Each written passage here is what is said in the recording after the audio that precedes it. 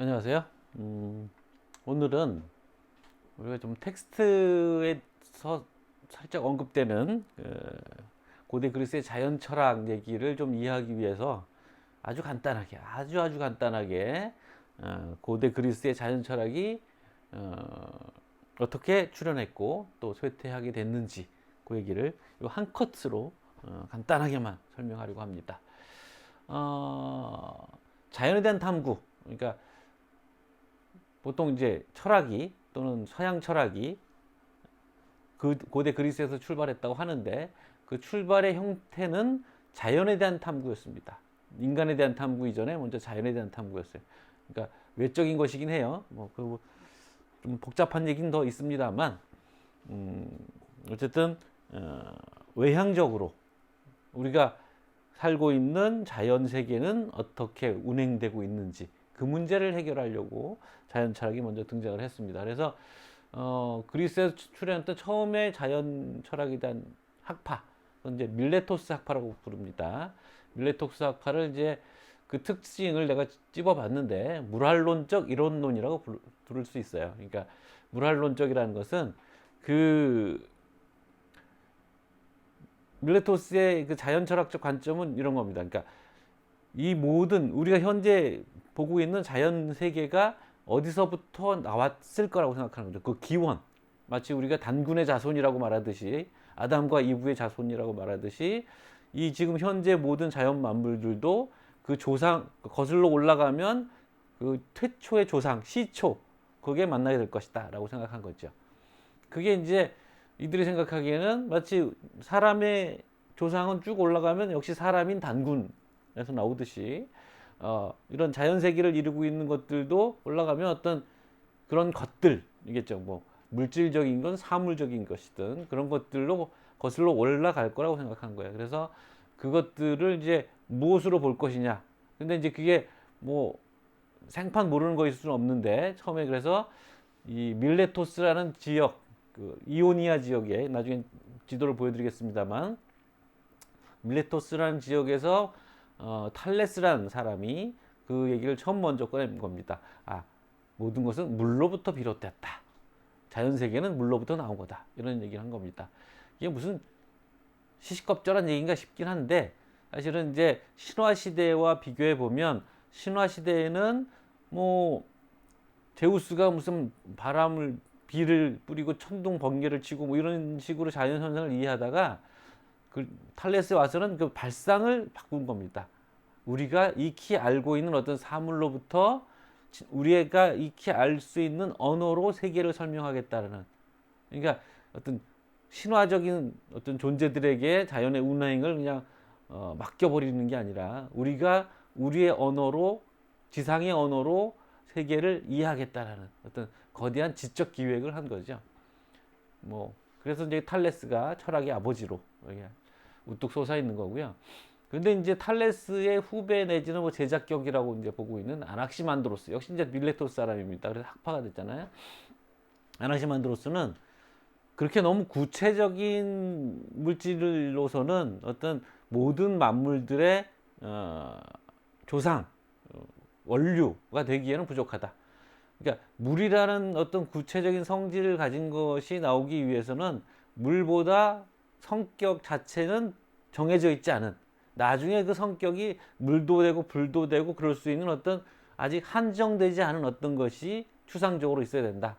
그런 생각을 했던 사람이 아낙시만드로스입니다. 그래서 무한정자, 성격이든 성질이든 양이든 뭐 이런 것이든 그것이 정해져 있지 않은 어떤 것, 좀 추상적이죠. 그리스어는 아페이론이라고 합니다만 그것이 모든 것의 원류, 시초, 아르케라고 봅니다. 아르케다라고 합니다. 아르케가 시초란 뜻이에요. 아낙시메네스는 또 아낙시만드로스의 뒤를 이은 존재로서 후배나 제작격인데 아낙시만드로스의 무한정자라는 아이디어는 좋지만 그건 너무 또 막연한 추상적인 것이 돼버렸다. 그래서 물과 무한정자의 중간쯤 되는 좀 절충적이죠. 공기, 있는 듯 없는 듯 하지만 어떤 힘을, 기능을 갖고 있는 그 공기로부터 공기를 압축하면 물이 되고 그렇죠. 어, 또는 그보다 더 압축되면 얼음, 돌, 고체가 되고 뭐 그런 거. 또 공기는 뭐 입김을 빨리 불면 시원하고 입김을 하고 불면 따뜻하고 그래서 온냉도 있고 뭐 이러면서 뭐 이 공기로부터 모든 기체, 액체, 고체도 나오고 온냉도 나오고 뭐 이럴 수도 있기 때문에 공기가 후보다 이렇게 봤던 사람이 이제 아낙시메네스예요. 반면에 이제 피타고라스 학파는 피타고라스 잘 아시죠? 그 원래는 이제 그 이오니아 지역에 있는 사모스 섬 출신인데 거기 이제 사모스의 참주 독재자가 있어서 그를 피해서 이탈리아로 이주해 가서 이 피타고라스 학파는 이탈리아 학파라고도 불립니다. 종교 단체와 결부되어 있는 독특한 이제 철학 학파인데 간단한 얘기만 해야 되니까 이건 수적 이론이라고 이름을 붙였어요. 그러니까 그 물활론적이라는 얘기를 한 이유는 그 물질이 공기든 물이든 무한정자이든 운동 원리를 스스로 갖고 있어요. 그래서 스스로 운동해서 물이 스스로 변해서 공기가 스스로 변해서 이런 거예요. 근데 오늘날 우리가 물질을 보는 관점은 물질은 스스로 변하지 못하잖아요. 외부에 힘이 들어가야 에너지가 들어가야 변화를 일으키는 건데 이 사람들은 물 자체가 어, 어, 물질 자체가 자기 변화의 능력을 갖고 있다고 생각했던 거죠. 분화시키지 않았던 거죠. 그래서 물안쪽 이론자라고 한다면 피타고라스 학파는 만물은 수로 이루어졌다라는 생각을 갖고 있었어요. 이것도 사실은 고대인들의 생각이기 때문에 우리 생각으로서는 딱 잡히지 않는데 아직 추상화가 덜 돼 있어서 만물은 수로 이루는데 그 피타고라스 학파는 수론이 발달했거든요. 짝수, 홀수, 뭐 자연수 이런 수론을 발달시켰고 기하학도 뭐 이를테면 점이 셋이면 점이 하나면 점이고 점이 둘이면 선이고 셋이면 입체가 되고 뭐 그렇죠. 넷이면 사각형이 되고 뭐 이런 식으로 생각을 한 거예요.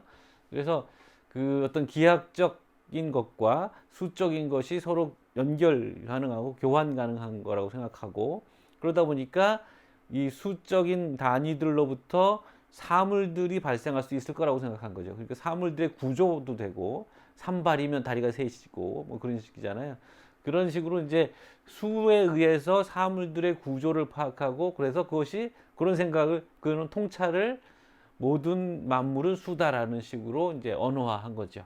그래서 이제 수적 이론론자다 이렇게 부를 수 있고요. 이 둘에 이어서 파르메이데스라는 독특한 엘레아라고 해서 거기도 이제 이탈리아에 있는 곳인데 엘레아 학파라고 부릅니다. 파르메이데스와 그의 제자 제논과 멜리소스를. 근데 이 밀레토스 학파며 피타고라스 학파들이 얘기했던 그런 아르케 원류 원천이 되는 것 그것들을 너무 막연하게 생각했다. 그러니까 그것들은 그것들이 갖춰야 될 자격이 뭔가를 따져봐야 된다. 그래서 그것은 있는 것이어야 된다. 뭐 이런 식의 이제 얘기를 해요. 근데 있는 것인데 그거 있는 것이 변화하면 안 되니까 그 변화하면 그것이 다른 있는 것들의 어떤 원천이 될 수 없으니까 그것은 그 자체로 있는 것이고 변화하지 않는 것이고 뭐 이런 쪽으로 이제 이론적으로 따져가다 보니까 이것은 있는 것은 있는 것이지 있지 않은 것이 아니니까 그것은 운동 변화하고 생성 소멸하지 않고 그러니까 우리가 보고 있는 운동 변화 이런 것들은 다 일종의 우리 감각적 허상이다 이런 얘기를 받아들이기 힘들죠. 그런 운동의 부정으로 나가게 됩니다. 비판적으로 이론론을 봤던 것이고, 그러니까 있는 것은 하나고 하나다 보니까 운동 변화. 그러니까 여럿이 있어야 그것이 합쳐져 갖고 어떤 복합물들을 만드는데 이거 있는 것은 있다는 의미에서 그냥 오로지 하나이다 보니까 그것은 논리적으로 운동할 수 없는 거다. 뭐 이런 식의 복잡한 얘기가 있습니다만 간단하게 하기 위해서 그 뒤를 이었던 제논과 멜리소스는 이 파르메데스의 그 무세계주의 세계의 운동 변화라는 건 없다라는 무세계주의를 뒷받침하기 위한 논변들을 펼쳤습니다. 그래서 그 유명한 제논의 그 역설들, 날아가는 화살은 날지 않는다라거나, 그러니까 그 앞서간 거북이를 달리기 잘하는 선수가 따라잡을 수가 없다거나, 뭐 이런 식의 그 궤변 역설들을 만들어냈습니다. 수학사에서 꽤 중요한 인물들이죠.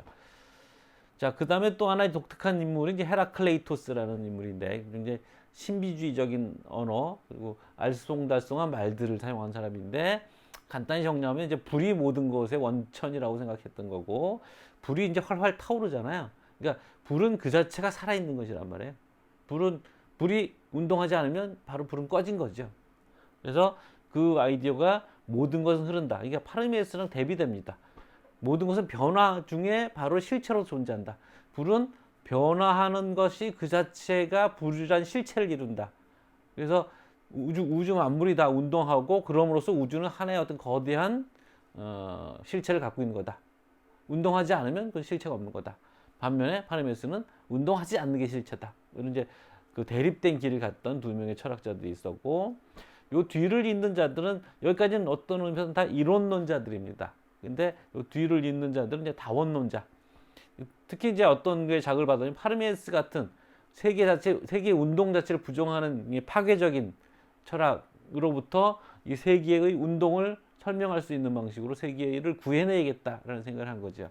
그래서 이 다원론자들이 등장합니다. 엠페도클레스는 저 이탈리아의 무슨 섬이죠? 시칠리 섬에 있는 아크라가스 출신인데, 엠페도클레스는 이제 만물의 뿌리에는 네 가지 뿌리가 있다. 물불 공기흙. 우리가 이제 익히 알고 있는 사원소. 이 물불 공기흙이 일정 비율로 섞이면서 만물들을 만들어낸다. 이른바 조합의 원리를 생각하게 된 거죠. 그리고 이제 여기 쓰진 않았는데, 물불 공기흙을 서로 섞이게 하는 힘이 있습니다. 그게 이제 사랑이에요.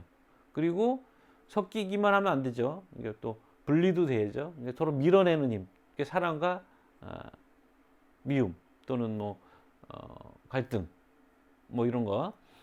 그게 이제 별도의 원리로, 그러니까 이 물질적인 것들을 움직이게 하고 뭐 결합시키고 분리시키게 하는 별도의 운동 원리를, 이들이 생각하지 않았던 운동 원리들을 다원론자들은 생각한 거죠. 그래서 사랑과 다툼 뭐 이런 거.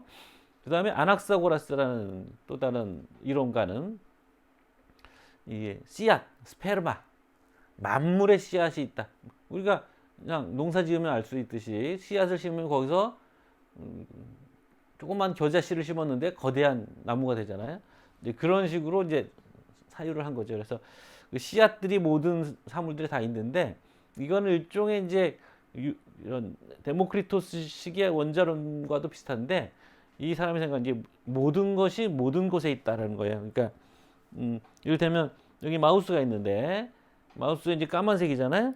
근데 이 까만색은 사실 까맣기만 한 건 아니고, 여기에 흰색도 노란색도 빨간색도 있는데 스페르마가, 뿌리들이, 근데 까만 스페르마가 압도적으로 많아서 까맣게 보일 뿐이고, 사실은 더 복잡한 거는, 넘어갔네요.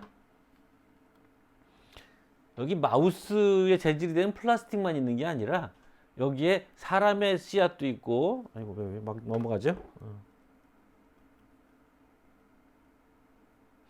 사람의 씨앗도 있고 뭐 돌의 씨앗도 있고 다 있다는 거예요. 모든 세계 내에 존재하는 모든 사물들의 씨앗이 모든 사물들의, 마우스에도 있고 여기 스크린에도 있고 공기에도 있고 다 있다는 거예요. 그러니까 무한의 문제를 끌고 들어온 거죠. 그래서 무한히 작은 씨앗들이 무한히 많이 있다는 거예요.